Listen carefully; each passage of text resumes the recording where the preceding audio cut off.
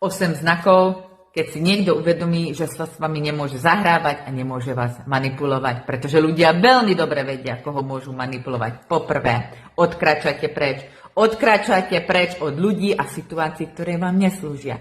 Po druhé, stanovíte si svoje štandardy. Viete a ste si vedomí, že si zaslúžite rešpekt, úprimnosť, ako aj láskavosť. Po tretie, emocionálna kontrola. Kontrolujete svoje emócie, nenecháte sa vyprovokovať a vtiahnuť do chaosu niekoho iného, respektíve udržite si svoj vnútorný pokoj.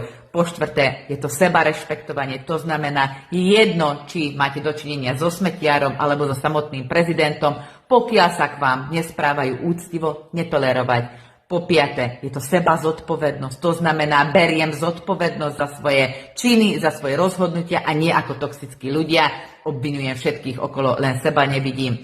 Po šieste, je jedno, či celá skupina ľudí nevidí vašu hodnotu, vy svoju hodnotu vidíte a nepotrebujete neustále potvrdzovanie od nich, že máte svoju hodnotu. Po siedme, sami sa uvedomíte, keď ste v negatívnom cykle a snažíte sa z toho výjsť von. A posledné je, keď niekto bude mať nejakú nepríjemnú, hnusnú pripomienku, nestaráte sa o jeho názor, lebo ste sebavedomí,